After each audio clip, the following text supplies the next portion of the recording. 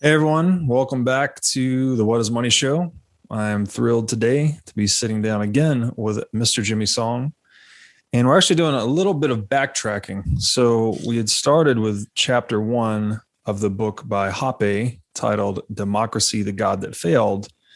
But Jimmy, you pointed out to me that the introduction contains some real gems as well.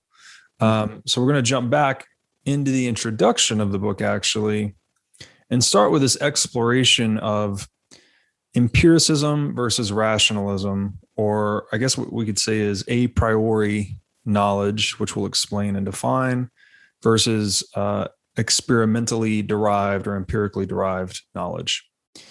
So I'm going to start. I'll just read an excerpt from the book, and then we'll open the discussion with that. Hoppe says, quote, "If one is to make a rational choice among such rival and incompatible interpretations, this is only possible if one has a theory at one's disposal, or at least a theoretical proposition, whose validity does not depend on historical experience, but can be established a priori, i.e., once and for all by means of the intellectual apprehension or comprehension of the nature of things," unquote. So just to start there, I mean, the way he's describing this in my mind is you have to have a philosophical anchoring into the world that's intellectually derived before you can interpret your observations.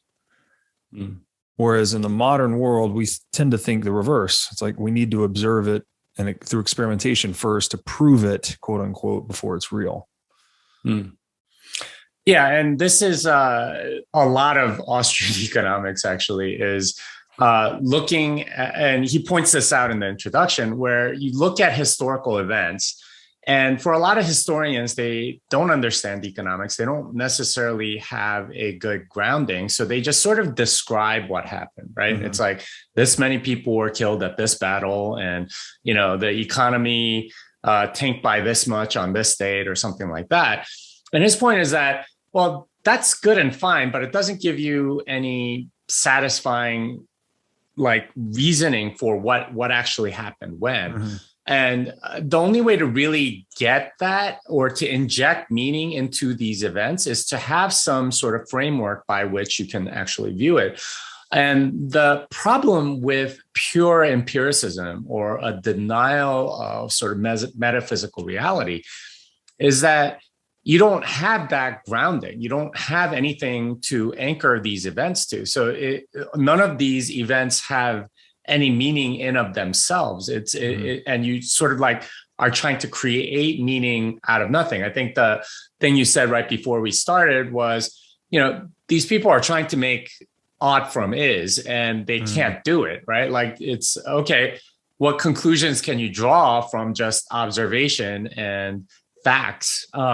You need, if you want to be guided by it, if you want it to make it useful, you need some grounding in something else first, or a priori knowledge, which is Latin for from before, right? Like it's before any observations are made. These are the things that you can axiomatically determine. In mathematics, this would be, the postulate, the axioms, axioms of set theory, stuff like there exists an empty set, and there exists, if you combine two sets, then or if the sets have the same exact elements, they're equal, stuff like that. Those are axioms.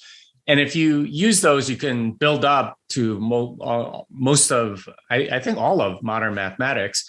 In the same way, you need some axioms, if you will, of economics to make sense of everything. If you are relying purely on empiricism, it just there's nowhere to go. There's no nothing to measure anything by. Yeah, it's a great point. The a priori word, I think this one throws a lot of people for a loop because it's just not something we commonly use.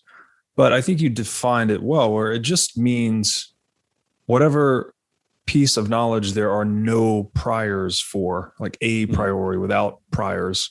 And maybe another way to interpret this is as the axiomatic assumptions through which we're filtering our observations. We see things in the world, we see history unfolding. We've made observations through the scientific method or just direct experiential observation.